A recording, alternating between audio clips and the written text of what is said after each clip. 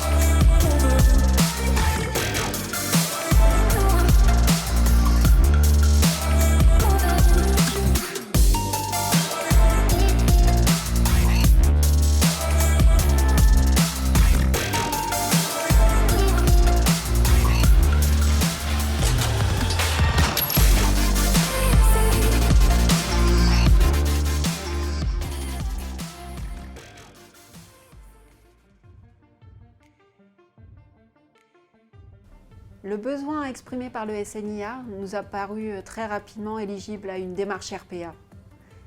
Nous avons aidé les métiers à formaliser ce besoin et nous avons co-construit une solution technique pour nous permettre d'y répondre le mieux possible. Au final, nous avons à disposition un portail web, un automate, technologie UiPath, pour prendre en compte les activités chronophages, répétitives, sans valeur ajoutée, qui jusqu'alors étaient réalisées par les instructeurs. Et enfin, un moteur de calcul pour aller encore plus loin, qui peut être appelé par l'automate et qui permet d'affiner encore la préanalyse des demandes. Donc en fait, tout ça c'est une belle aventure humaine, la co-construction de ce projet et la satisfaction d'avoir mis en place le premier automate à la DGAC. C'est l'occasion de rappeler d'ailleurs ce qui est l'un des premiers devoirs du fonctionnaire, agent de l'État fonctionnaire, c'est la bonne gestion de la dépense publique. Ce que l'on a fait avec le robot Bob, eh bien, c'est améliorer la réponse aux usagers, la rendre plus rapide. Il n'y a pas de pérennité si on n'est pas avant-gardiste.